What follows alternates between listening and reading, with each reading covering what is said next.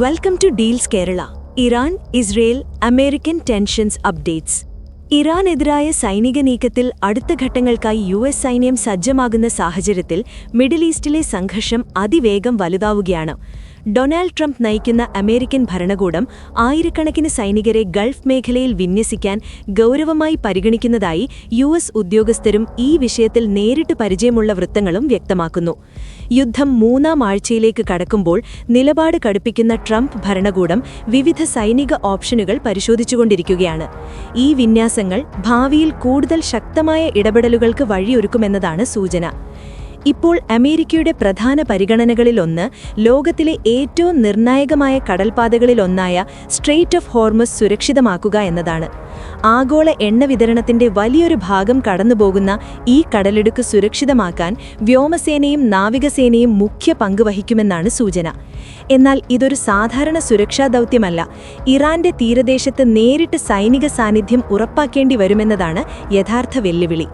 ഇത്തരമൊരു നീക്കം യുദ്ധത്തെ കൂടുതൽ രൂക്ഷമാക്കാൻ ഇടയാക്കുമെന്ന് പ്രതിരോധ വിദഗ്ധർ മുന്നറിയിപ്പ് നൽകുന്നു. ഇറാനിന്റെയും ഹിസ്ബുള്ളയുടെയും തിരിച്ചടിയിൽ കഴിഞ്ഞ 24 മണിക്കൂറിനിടെ 70 പേരെ പരിക്കുകളോടെ ആശുപത്രിയിൽ പ്രവേശിപ്പിച്ചതായി ഇസ്രായേൽ ആരോഗ്യ മന്ത്രാലയം വ്യക്തമാക്കുന്നു. ആക്രമണത്തെ തുടർന്നുണ്ടായ മാനസിക പ്രശ്നങ്ങളെ തുടർന്ന് 9 പേരും ചികിത്സ തേടി. ഇറാൻ ഇന്റലിജൻസ് മന്ത്രി ഇസ്മായിൽ ഖാത്തിബിനെ വധിച്ചെന്ന് ഇസ്രയേൽ വാദിക്കുന്നു. ചൊവ്വാഴ്ച രാത്രി നടന്ന ആക്രമണത്തിൽ ഖാത്തിബിനെ വധിച്ചതായി ഇസ്രയേൽ പ്രതിരോധ മന്ത്രി ഇസ്രയേൽ കാറ്റ്സ് അവകാശപ്പെട്ടു. ഇറാൻ ഇക്കാര്യം സ്ഥിരീകരിച്ചിട്ടില്ല. കൂടുതൽ ഇറാൻ നേതാക്കളെ ഉടൻ വധിക്കുമെന്നും ഇസ്രയേൽ കാറ്റ്സ് പറഞ്ഞു. മുൻകൂട്ടി അനുവാദം വാങ്ങാതെ ഏത് മുതിർന്ന ഇറാനിയൻ നേതാവിനെയും ഇസ്രയേൽ പ്രധാനമന്ത്രി ബിന്യാമിൻ നെതന്യാഹു അനുമതി നൽകിയിട്ടുണ്ടെന്നും കാറ്റസ് വ്യക്തമാക്കി. 2 ദിവസത്തിനിടെ കൊല്ലപ്പെടുന്ന മൂന്നാമത്തെ മുതിർന്ന ഇറാൻ നേതാവാണ് ഖാത്തിബ്. ചൊവ്വാഴ്ച ഇറാൻ സുരക്ഷാ മേധാവി അലി ലാരിജാനിയെയും ബാസിജ് കമാൻഡർ ഗുലാം റേ സുലൈമാനിയെയും ഇസ്രയേൽ കൊല്ലപ്പെടുത്തിയിരുന്നു. ഇറാനിന്റെ പരമോന്നത ദേശീയ സുരക്ഷാ സമിതി സെക്രട്ടറിയും മുൻ പാർലമെന്റ് സ്പീക്കറുമായിരുന്ന അലി ലാരിജാനിയുടെ കൊലപാതകം പശ്ചിമേഷ്യൻ രാഷ്ട്രീയത്തിൽ വലിയ പ്രത്യാഘാതങ്ങൾ സൃഷ്ടിക്കുന്ന ഒന്നാണ്. കടുത്ത യാഥാർത്ഥ്യവാദ നിലപാടുകൾക്കിടയിലും നയതന്ത്രത്തിൽ പ്രായോഗികത പുലർത്തിയ അദ്ദേഹം ഇറാനിന്റെ അധികാരശ്രേണിയിലെ ഏറ്റവും സ്വാധീനമുള്ള വ്യക്തികളിലൊരാളായിരുന്നു. അതേസമയം ഫെബ്രുവരി 28-ന് ഇറാനുമായുള്ള യുദ്ധം ആരംഭിച്ചതു മുതൽ ഇതുവരെ 3530 പേരെ ആശുപത്രികളിൽ പ്രവേശിപ്പിച്ചതായും അവരിൽ 86 പേർ നിലവിൽ ചികിത്സയിലാണെന്നും മന്ത്രാലയം അറിയിച്ചു. ആശുപത്രിയിലുള്ളവരിൽ 8 പേരുടെ നില ഗുരുതരമാണ്, 16 പേരുടെ നില തൃപ്തികരവും, 60 പേരുടെ ആരോഗ്യനില മെച്ചപ്പെട്ടതുമാണെന്നും മന്ത്രാലയം വ്യക്തമാക്കുന്നു. സിവിലിയന്മാരും സൈനികരും ഉൾപ്പെടെയുള്ള കണക്കാണ് ഇസ്രയേൽ പുറത്തുവിട്ടിരിക്കുന്നത്.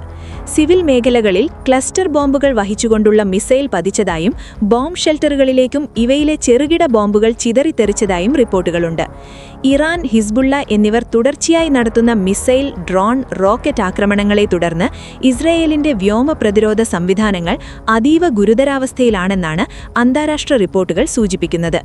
വടക്കൻ ഇസ്രയേലിനെ ലക്ഷ്യമിട്ടാണ് ഈ ആക്രമണങ്ങൾ തുടരുന്നത്. വ്യാപക നാശനഷ്ടങ്ങളാണ് റിപ്പോർട്ട് ചെയ്യുന്നത്. അതേസമയം കൊല്ലപ്പെട്ടു എന്ന അഭ്യൂഹങ്ങൾക്കിടെ പുതിയ വീഡിയോ സന്ദേശവുമായി ഇസ്രയേൽ പ്രധാനമന്ത്രി ബെഞ്ചമിൻ രംഗത്തെത്തി. ഇറാനിയൻ ജനതയെ അഭിസംബോധന ചെയ്താണ് വീഡിയോ. ഇരുട്ടിനെതിരെ ഇറാനിയർക്ക് വിജയമുണ്ടാകുമെന്ന് നെതന്യാഹു വീഡിയോയിൽ പറയുന്നു. അതേസമയം ഇറാനിന്റെ എണ്ണ കയറ്റുമതിയുടെ ഏകദേശം 90% നിയന്ത്രിക്കുന്ന പ്രധാന കേന്ദ്രമായ ഖാർഗ് ഐലൻഡ് ലക്ഷ്യമാക്കി കരസേന വിന്യസിക്കുന്നതും യുഎസ് പരിഗണിക്കുന്ന ഓപ്ഷനുകളിലുണ്ട്. എന്നാൽ ഇത് അതീവ അപകടകരമായ നീക്കമാണെന്ന് യുഎസ് ഉദ്യോഗസ്ഥർ തന്നെ സമ്മതിക്കുന്നു.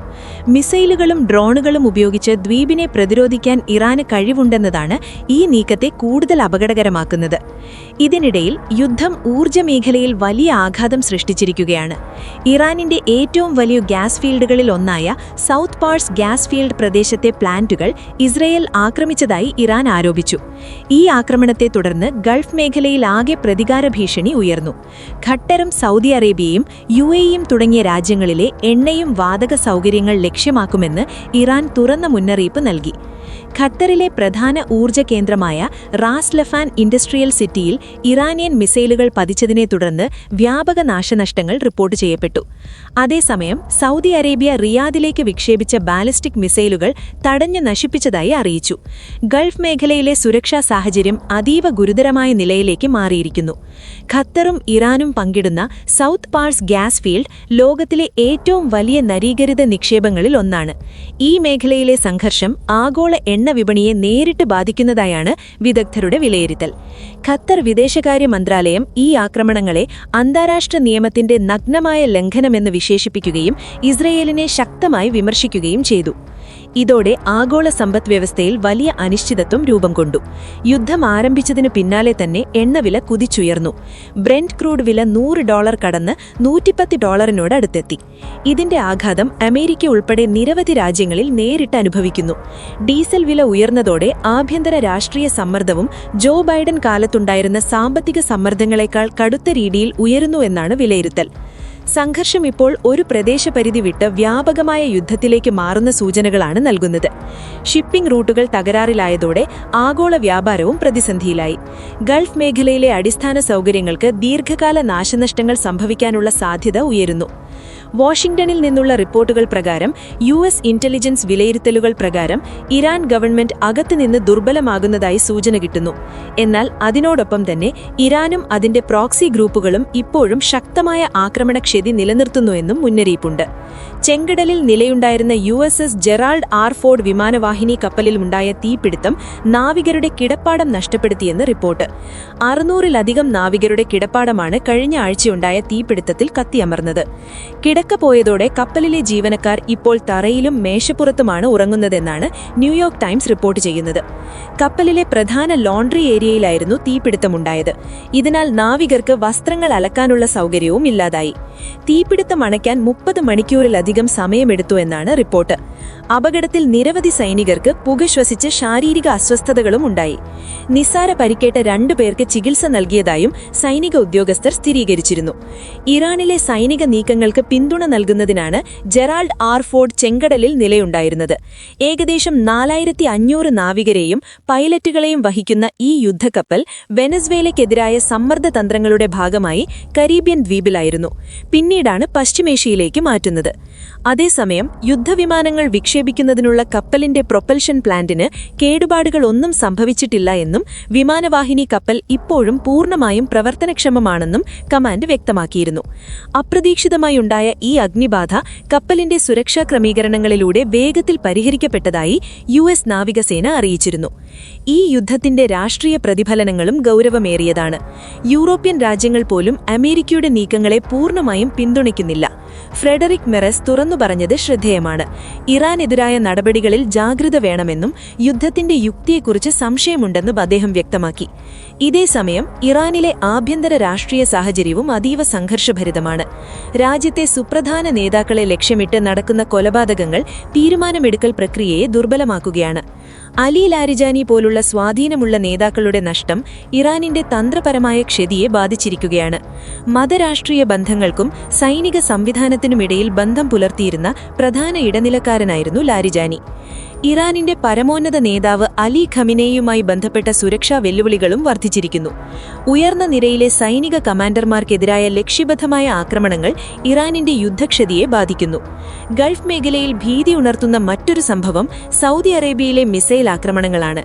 റിയാദിൽ ആളുകൾ നേരിട്ട് അലാം സന്ദേശങ്ങൾ ലഭിക്കുകയും നിരവധി സ്ഫോടന ശബ്ദങ്ങൾ കേൾക്കുകയും ചെയ്തതായി റിപ്പോർട്ടുകളുണ്ട്. നഗരവാസികൾക്ക് ഇതാദ്യ അനുഭവമായിരുന്നു. UAEയും സമാനമായ സുരക്ഷാ ഭീഷണികൾ നേരിടുകയാണ്.